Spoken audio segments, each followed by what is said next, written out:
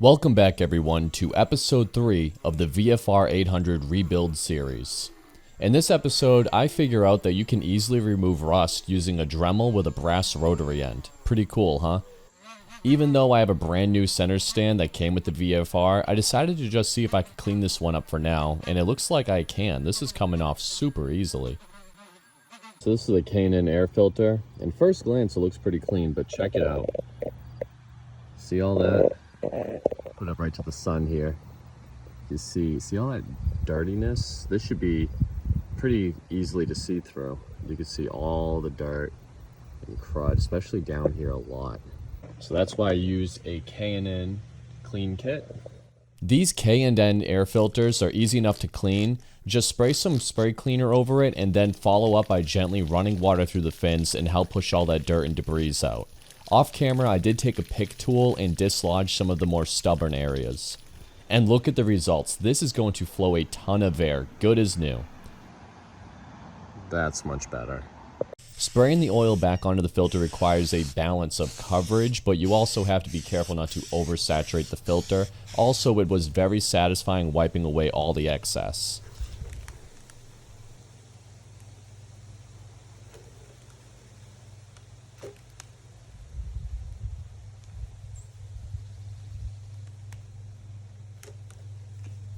It's still wet right now, but I'm going to allow this to dry for a few days before reinstalling. I think I did a good job here. The earbox got a similar treatment. I fully removed all of the accessories and used a can of bike cleaner, a hose, and a brush. I love how the cleaner bubbles up. Again, this is just so satisfying. I should have taken more before pictures and videos of this airbox because it was coated with filth. Brushing the crud off was easy enough though. I think the few minutes this took to clean was well worth it.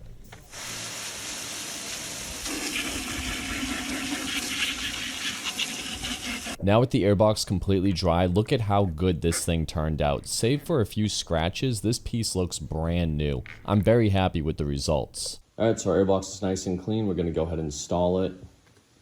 I gotta basically plug this guy, put the two hoses in here. You're probably not going to get a good look at this, so I'm going to try my best. But this we don't actually have to plug in because it's capped off now, which is nice.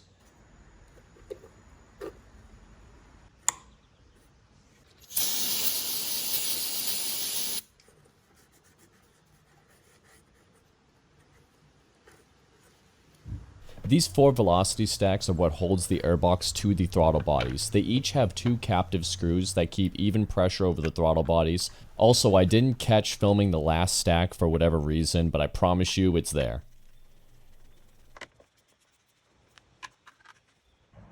And here's our freshly refurbished air filter ready to go. Everything just looks so clean now. That's such a nice feeling.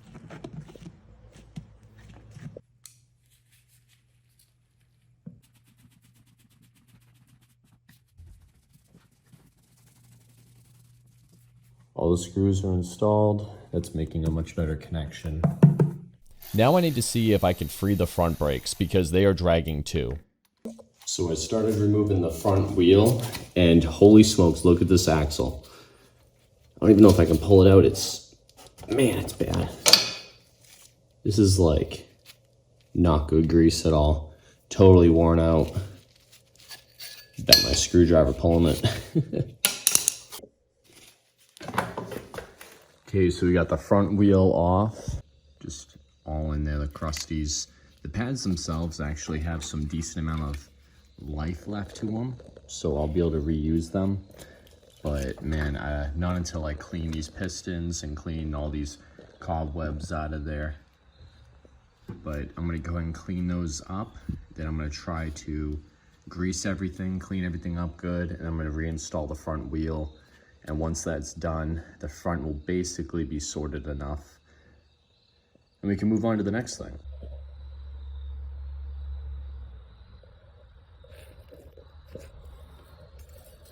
Hey look, I found our friend that keeps making messes all over the bike. I'm gonna call her Shelob. Alright, so I've been putting the brakes back together. And this is the one from the other side. Look at how bad that is. That's so bad that this should honestly be replaced. but I'm gonna see if I can clean it up.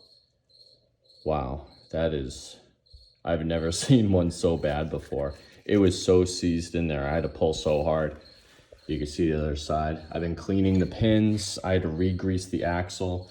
You can see signs everywhere of just wear, old grease, old everything.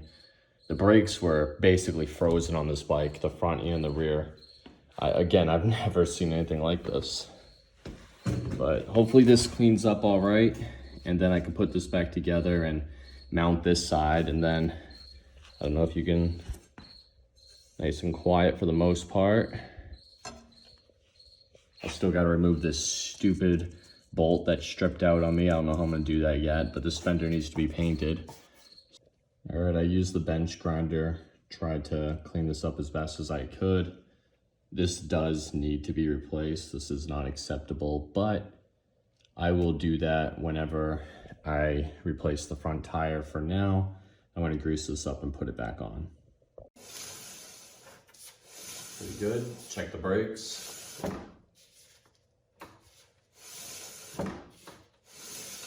So real quick, this is the left switches. I noticed that they are in really bad shape. Here, I'll show you. If you go and use the turn signal, it's so sticky, left and right. The horn works pretty good. This still works. This choke, I believe the choke works. I actually should test that. But everything else works pretty good, but just this is awful. So I'm gonna see if I can remove it and just clean it out. I bet you inside here is absolutely disgusting. First, we have a screw right down here. Just be really careful not to strip this out. There we go. Lots of pressure going down on that.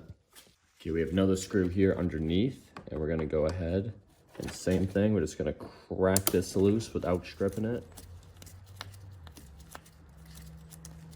Wow. World's longest screw. Unfortunately, the outside appearance of this handlebar switch is really crusty. Replacements on eBay seem to go for around $75, which isn't too bad, but I think I'd rather just see if I can fix this one and get it to function and look decent enough, at least for a 25-year-old bike. It doesn't have to be perfect. Is the inside of our assembly.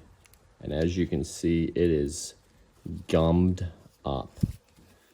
Not too bad, actually. It doesn't look as bad as I thought it did, but it's bad. So I'm going to use some contact cleaner all throughout in here, and hopefully that loosens things up. I can't believe it, but I have over 40 minutes of footage of me cleaning this switch assembly. I took it down rather far, almost completely, and cleaned everything up and even added a little bit of grease here and there. I won't bore you guys with all of the details. Instead, let's just show you the results. All right, we'll try it now. See how it feels.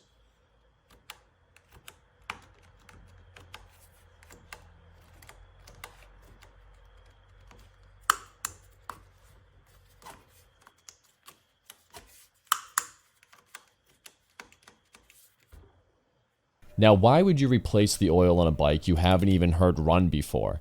Well, my response to that is that oil is cheap, and also I believe in this bike. I know it's going to run. It's a VFR. It has to run. Oil doesn't look too bad either. Dirty, yes, but no coolant or metal in there. That's a good sign. This is what I wanted to see.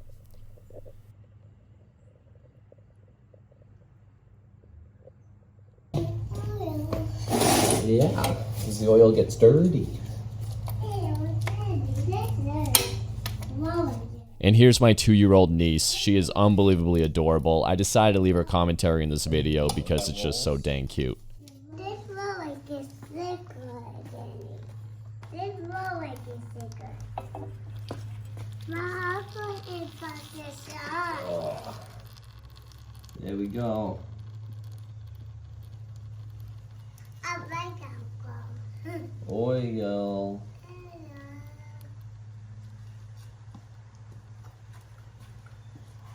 I like it, Michael. You like it? I like this. So we have here a K&N oil filter. This actually came with the bike, brand new, unused.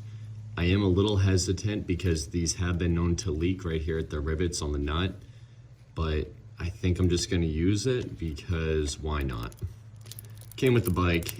I think what happens is if you tighten it up using the nut, that's what will compromise these rivets and possibly create a leak. So,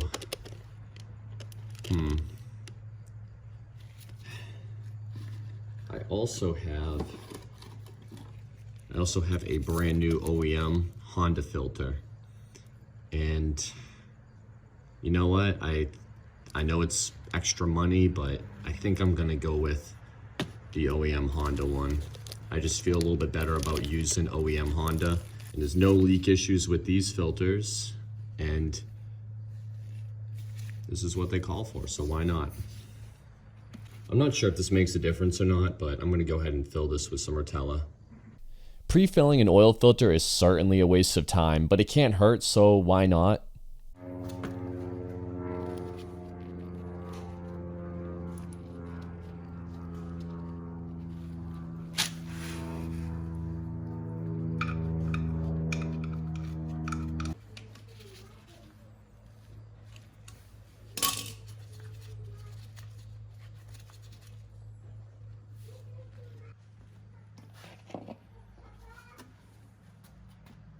Good old Rotella oil is definitely my favorite. It's all I use in all of my bikes. I know some of you think I'm crazy for that, but if you want to spend twice as much on some Honda branded oil, then go ahead. Nobody's going to stop you. Don't worry.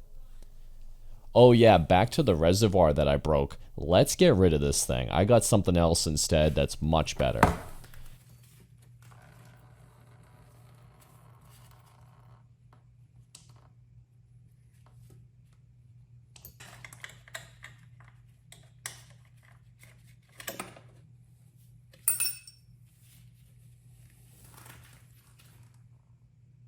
The inside of this, I don't even know what it is. All I know is that new is better, and I got this replacement brand new for only $35. You can't beat that.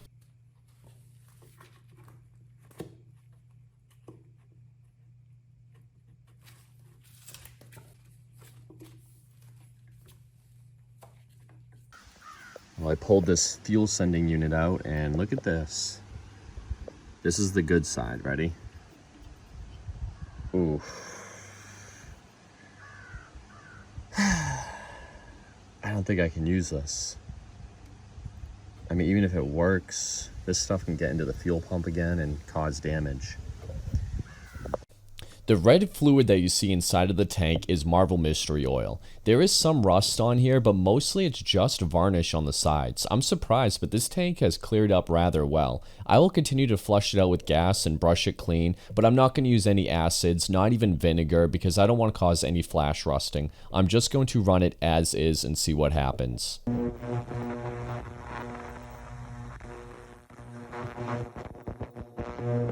I'm trying to test to see if this is working.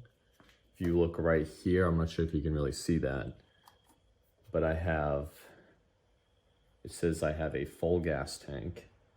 Now if I move this up, it doesn't change. It doesn't seem to be changing regardless. Let's put it up here and let's try if I turn it off. Back on. Now it says I have an empty tank. Half a tank. Okay, I think this works. Believe it or not.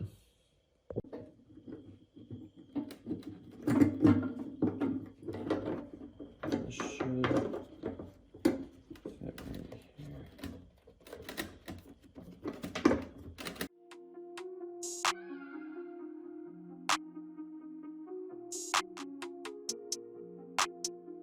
I just wanted to remind you guys that this is how the fuel filter looked when I first pulled it out of the tank. Well, after a few baths in the ultrasonic cleaner, this is how it looks now. Much, much improved, but I still don't trust it, so I replaced it anyway with this part I found on eBay for about $140. I think it was a worthwhile investment though. So in it goes, and I can't lie to you guys, putting this fuel pump in was a complete nightmare, and unfortunately, this nightmare is far from over.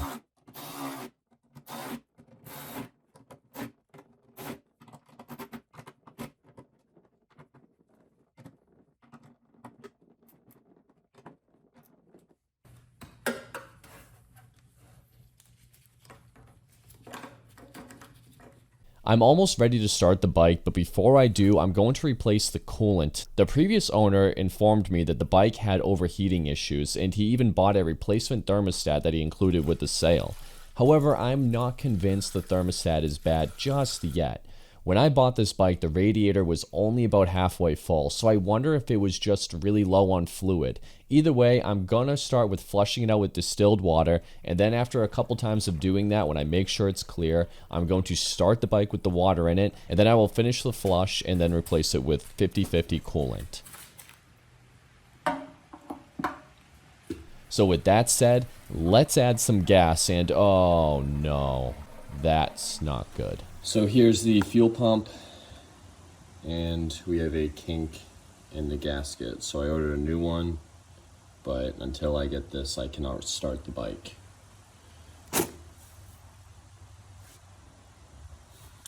It's a sick news, pull your little arrows out. Let me live my life, the one I'd better lead. All the plans of fantasies, and we looked at them 11 ways. You said, look at me, I looked away, and you wrote the song I want.